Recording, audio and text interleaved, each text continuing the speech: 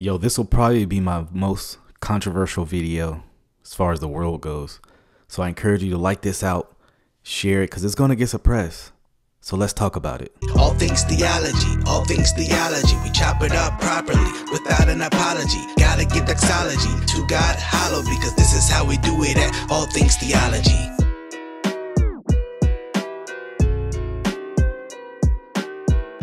Yo, grace and peace, guys. Welcome back to an episode of All Things Theology, where I'm your host, K-Dub.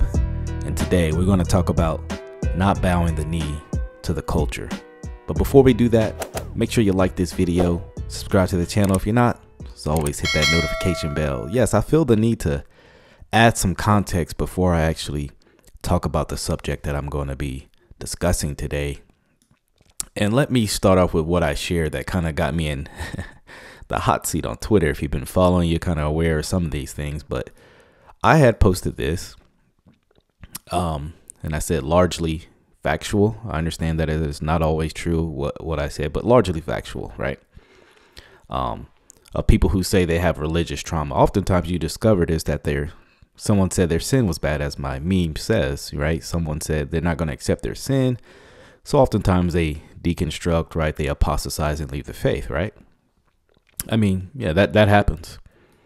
Well, got some pushback from some people doing the very thing that I'm, talking about. But this one was one of the most interesting ones. And Natalie, her states, far more factual. And it's Theo Bro. So this is supposed to be the online Twitter insult for people who actually care about doctrine or who are not deconstructing. People who are not liberal in their theology. This is supposed to be the insult. Theo Bros, right? If you're not aware of what's going on Twitter, let me enlighten you. Theo Bros, I have been slandered. Takes off the mask. Theo Bros, they criticize me for protecting sex predator pastors. Wow, what a jump. What a large jump. So we had some interaction. We went back and forth. And lo and behold, I discovered that this person was a transgender, a male, an actual male, masquerading as a woman. I don't go and generally look at people's pages and things like that. I just from the photo, I assumed female. Well, clicked on the photo. I was like, something ain't right here. And lo and behold, I go to the bio and I was like, oh, makes sense. Let's check that out, right? Natalie, her, follower of Jesus. Trans woman, right? Goddess of anarchy, diabolical cartoon villain, destroyer of human race. I tend to agree with you there. Winsome ambassador, her, faithfully LGBT. Well, I invited Natalie on to the podcast, and as you guys know, I'm kind of known for having level-headed conversations with people I disagree with.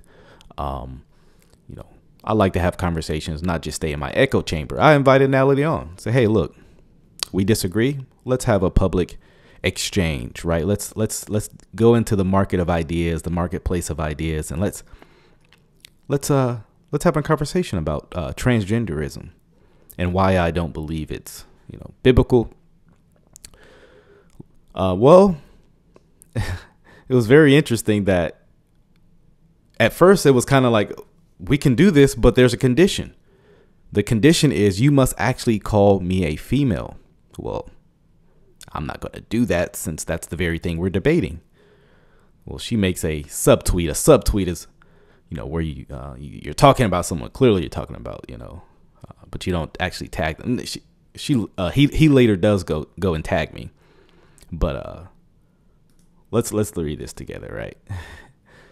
He says, it's adorable when someone invites me onto their podcast, refuses to meet the simple condition that they not misgender me, then act surprised when I turn them down.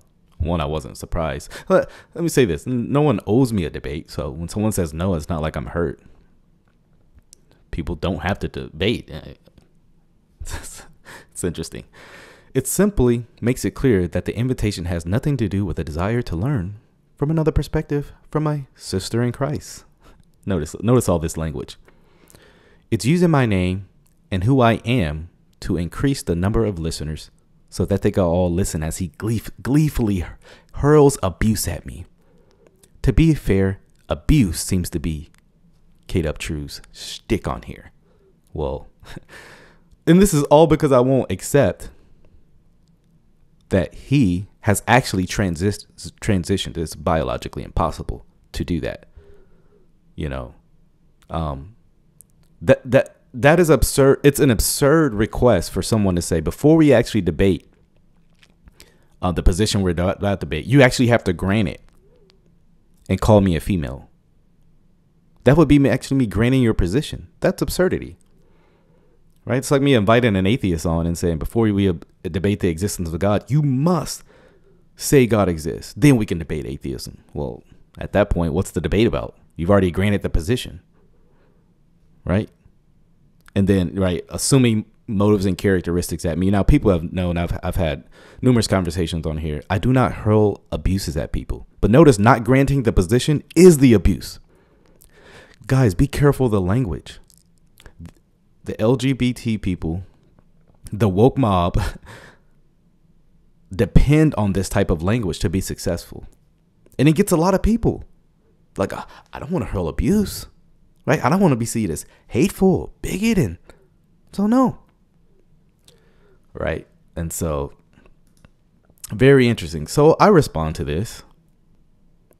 I said, invited guy on my podcast to discuss our disagreement on transgender ideology. Requested I affirm he's a woman. I wouldn't. In other words, to have a discussion about our disagreement, I must affirm his position, the very thing we'd be disagreeing about. like just what I said. And oh, guys, by the way, like this video, share it, because we already know it's going to get suppressed. Like there's only one side that's able to talk about this largely. So like this video, share it out, because people need to see this. The warning needs to happen. Right? So yeah, and I responded again. We had another kind of exchange. Natalie goes on to say, no, I said I just need a commitment that you won't misgender me. You balked. You did exactly as expected. Thank you. I responded, I won't misgender you. I will call you the gender that you are. Not that you want me to accept that you are. Two different things. Yeah, I won't misgender you. I just don't accept the gender you're trying to parade yourself as. You know, it's very disrespectful to actually women. Something we can talk about, But yeah. So then then her audience kind of comes at me because she quotes tweet stuff, right? Fine, whatever. And I got a lot of the shame on you kind of lecturing from your grandma or something you would get. This was one of them. Right? If you're going to be a professional and host a podcast, the least you can guarantee your guest is respect. You don't have to agree to be respectful. She was going to do you a favor and spend her emotional labor. What was your holdup? As I respond, I was disagreeing with his position, disrespectful. Notice for them, you must grant the position. Otherwise, you're disrespectful, distasteful, right? Mean, unkind, ungracious. In other words, we cannot even actually have the debate unless you start off with a premise by granting it, which is absurd. This position will only breed echo chambers. It won't actually breed intellectualism. See, there's a reason why this people don't want to have an actual conversation with people who say, no, I don't agree with what you're doing. Very few people want to have that conversation. It's an indefensible position. Cannot be defended, right? Which I go on and I'm thinking more about this, and I'm like, it is not respectful nor loving to affirm someone's lie. I refuse to do it. I refuse to lie about this stuff, right? It is harmful. It is harmful. There are numerous stories about people who have thought this was going to fix their hurt, their dysphoria, but it doesn't. Then I got what I'm calling the LGBT rebuke, right? It's Matt Knittingull. Sorry if I pronounced your name. Definitely want to be respectful, right? there he is with his partner. He says, use her name, Natalie, and she, her pronouns. That's all you had to do. Then you could have disagreed all day long. Now let's just stop right there. What sense does it make to use the pronouns and then turn around and say, I disagree with that? To me, it's doublespeak for me. You're asking me to live in a contradictory position. I don't grant the she, her pronouns. Therefore, why would I do that? He says, what a loss. Natalie is an articulate, thoughtful, kind human. And I think it could have been a great conversation. You missed out because of your stubbornness. Right? Would I go on and say, why must I accept the very thing we'd be disagreeing about? It would be up to them to demonstrate my error. That's what debate is all about, right? My goodness, like the level of thought that many have come on to the thought in this is very asinine. You know, I even had a person that said, hey, I should have put this on here, but my job as a someone who's going to be debating is to make, the guests feel as comfortable as possible. Which I responded, debate isn't about making people feel comfortable. It's about debating the propositions and assertions and the truthfulness or validity of that. We're so in the comfort and of just appeasing everybody, but notice it's not reciprocated backwards to me. Why isn't my position granted, right? And then those who disagree with it are disrespectful. See, it only goes one way. It only goes one way. See, I'm willing to debate about it. Let's have an intellectual, rigorous, right? He says she's an intellectual. Let's have an intellectual, thought-provoking debate for people to see, right? Not just this silliness, but it gets funny. This part's funny. This is the section I'm called the racist section, right? So this guy says, "Eat dirt, cracker," which I go on to post a picture of myself smiling, of clearly a black male, right? So this was kind of funny to me. I just responded to it just to be humorous. But this one was more like, wow. This person says, Black Lives Matter, of course, right? Her demand is simply a polite request to treat her with respect and humanity. You would balk in a similar way if a host insisted on calling you the N-word throughout an interview. So not accepting that this person has actually transitioned is now equivalent to the N-word. Someone calling a black person the N-word. You can't make this stuff up, guys. You can't make it up. Now, it's not even equivalent, right? They have done something, right? They're trying to change who they are. I'm not changing who I am. It's like I said, it's not even the same. But in their mind, it is. It's, as Vody Balcom says, gay is not the new black. Transgender is not the new black. Tamara goes on to say, you can have your opinions, but your disagreement, they don't hold equal weight to someone's actual identity. What on earth makes you think someone would willingly walk into a space you refuse to make safe for them so they can share, right? Yeah, you gotta make people feel safe. This is safism, right? Yeah, I know it's a debate. You don't accept their propositions. I know you don't accept their fundamental foundational argument, but who cares? Make them feel safe, and I demand you to accept it. Accept who they are, even though it's a denial of every foundational argument in our society. Accept it. If you want to show some human dignity and respect, you just see it's just absurd. If I walk into a room, start barking and run around on all fours, these people would say, you better treat me like a dog. Pat me on the head and call me a good boy. Right? The absurdity. A society cannot function with this level of irrationality. A society would be gone in 100 years. If this becomes normative, if this becomes the majority, society is over. Up is down, down is up, left is right, right is left. right? This one was kind of humorous to me. Mark says, in other words, you don't believe trans people are allowed to set boundaries on activities to which they consent. Also, your position is so fragile. It can't tolerate simple courtesy. Got it. Which I respond, I don't believe I should call a man a woman. Simple. Enough of the emotive language. I refuse to bow. But notice, if I don't accept the position, I'm fragile. Not the person that's not willing to debate it. Right. And demand someone must grant it. That's not fragility. That's not fragile. If I don't accept it, I'm not fragile. You just see how backwards it is? Up is down, down is up. Right. Then we have the old persecution tweets. For a so-called Christian, you seem eager to persecute and torment people, by which I respond, by disagreeing? I did not disrespect Natalie. I didn't name call him.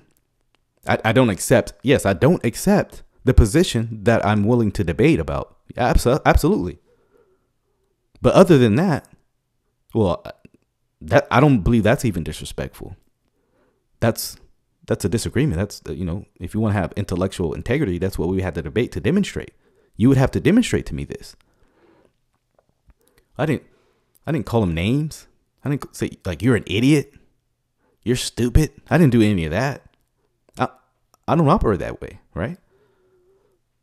But you're persecuting them, right? Then we have the lack of character. Holy Heretics podcast. Let you know where they're coming from. Chris, you continue to show your horrific lack of character and lack of any kind of human kindness. All you had to do is treat Natalie with basic human dignity. And by basic human dignity is granting that he has actually transitioned to a female, which I don't grant. That's so notice I am displaying horrific lack of character if I don't grant that. Any lack of kindness if I don't grant the position. Right? And Jason, this is the Bible section, right? So Paul is willing to not eat meat offered to idols if it trips someone up in their faith. But you can't use a different pronoun? Honestly, that's just sad. I said, lying to someone is a sin. Eating or not eating meat isn't. Huge category error. Like, where is the thoughtfulness in this kind of stuff? Right? You mean that if I don't accept this, that this has actually happened? Now, this is Natalie went from Nate to Natalie. I actually don't know if that was his real name, right? But military to wedding dress, right? If I don't accept that this is rational, I'm disrespectful, hateful, bigot, other emotive language that's meant to throw muddy the waters, to throw red meat to your followers. All this, someone even said, in the black community, there's historically a large number of black people that are transphobic. No, black people generally don't accept this, foolishness. But I'm supposed to grant what's on the screen has actually happened. And if not, I'm hateful. Right? I don't. Doesn't make me hateful. I am not willing to bow the knee to those who are demanding I should. I will not bow the knee because I've already bowed the knee to one, my master, my Lord, Jesus Christ. And I will not tolerate the left, those who are pushing this agenda on children. I won't tolerate that this is actual something that can happen. Right? I won't bow the knee who demand I accept the lie for someone's comfort, to be called kind, the theology of niceness, the theology of kindness, right? I don't accept that. Now, I'll treat you, kindly. I actually don't believe I disrespected this person. Now, for them, I did because I want to grant their position, but that's not disrespect from any level of sanity. From a rational thinking person, not granting your position is not unkindness. Let's debate it and let's talk about it. I'm willing to hear your story, but I will push back against it. It's up to you to convince me, just like it's up to me to convince you of something that I'm arguing for positive assertion, right? The Bible does not tolerate this. You know, there's a couple passages in scripture that talks about this issue, right? You have Deuteronomy 22:5. A woman should not wear a man's garment. We just saw that. Nor shall a man put on a woman's cloak. For whoever does these things is an abomination to the Lord your God. And I don't believe this verse is just teaching about wearing, but accepting the opposite, right? The opposite of the natural created order in which a man or a woman was to function as, which is definitely descriptive of transgender, the transgender identity, right? Jeremiah 30:6 also says, ask now and see, can a man bear a child? Now, there are many people in the transgender community say men can get pregnant. It's out there. It's out there. Men can have periods. It's out there, guys. The author of Jeremiah says, why then do I see every man with his hands on his stomach like a woman in labor? Why has every face turned pale? Jeremiah is rebuking them. Why are men acting like females? What a rebuke. What a rebuke, right? But like I said, I encourage you guys not to bow the knee. Stand on the truthfulness of God. Hey, it may cost you. May cost you positions, certain things you may not be able to do. But who do we live for? The world?